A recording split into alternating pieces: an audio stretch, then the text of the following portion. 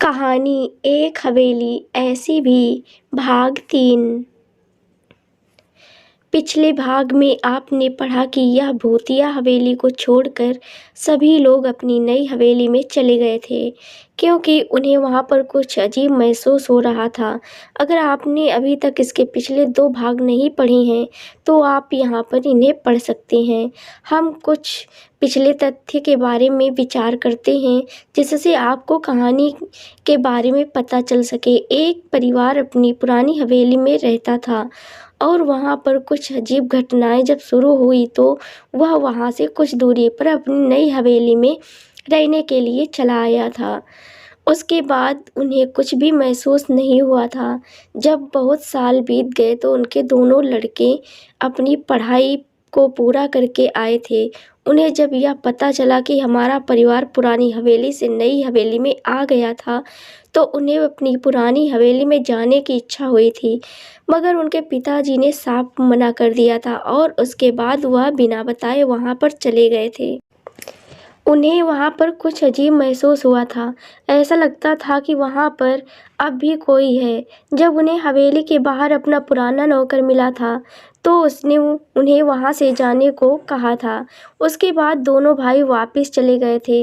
अब आगे पढ़ते हैं। उनके पिताजी आए और कहने लगे कि जैसा मैंने तय किया था कि तुम्हारी शादी जल्द ही हो जाएगी वैसा ही होगा। अगले महीने तुम्हारी शादी है। दोनों की शादी एक साथ में है जैसा कि हम चाहते थे। वह दोनों भाई उस हवेली के बारे में बात करना चाहते थे मगर अपने पिताजी के डर से वह नहीं कह पा रहे थे। वह चुप हो गए थे। जब रात हुई तो वह दोनों भाई सोच रहे थे कि वहाँ पर क्या है जो कि कोई भी नहीं जानता है और जो भी है हमें महसूस हुआ था वह भी क्या है, कोई तो है जो वहाँ पर छुपा हुआ है और हमें डराने की कोशिश कर रहा है, मगर कौन हो सकता है यह हमें पता लगाना चाहिए।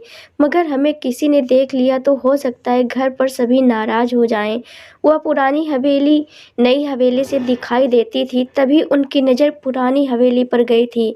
उसके एक कमरे में बिजली जल रही थी। बड़े भाई ने कहा कि यही मौका है, हम यह पता कर सकते हैं कि वहाँ पर कौन है जिसने वह बिजली जला रखी है। जब छोटे भाई ने देखा कि बिजली तो जल रही है, इसका मतलब वहाँ पर कोई तो है जिसने यह काम किया है। पता करना चाहिए और हो सकता है हम उसे पकड़ भी लें क्योंकि वह सभी को डरा रहा है। दोनों ने यही सोचा और उस हवेली की ओर बढ़ने लग गए थे। वह दोनों अकेले नहीं थे, उनके साथ उनका चौकीदार भी था। चौकीदार ने कहा कि हमें ऐसे नहीं जाना चाहिए क्योंकि अगर यह बात पता चल गई तो बहुत परेशानी होगी। दोनों भाई ने कहा कि तुम्हें साथ में जाना ही होगा।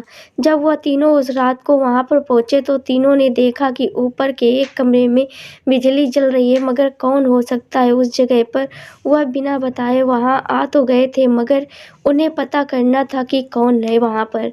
तीनों बिना कोई भी आवाज़ किए चुपचाप ऊपर चढ़े। चौकीदार बहुत डरा हुआ था। उसे ज़्यादा कुछ पता नहीं था मगर उसे एक बात मालूम थी कि यह जगह डरावनी है। वह डरते हुए आगे चल रहा था। जब वह तीनों उस कमरे के पास पहुंचे तो उसका दरवाज़ा खुला हुआ था। जब तीनों ने अंदर देखा तो कोई भी नहीं था। वह बहुत ही सावधानी से अंदर देख रहे थे।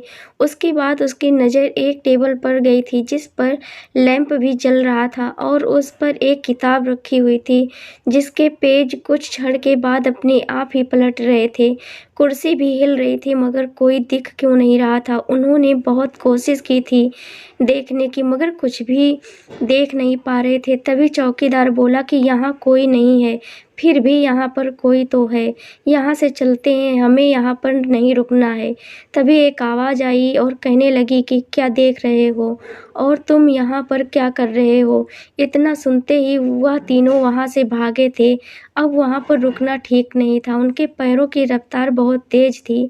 जल्दी जल्दी सीढ़ियाँ उतरे और बाहर निकल आए थे। जब वह बाहर आए तो उनकी नज़र ऊपर की खिड़की पर गई थी जिसके पास कोई खड़ा था। वह एक परछाई की तरह लग रहा था।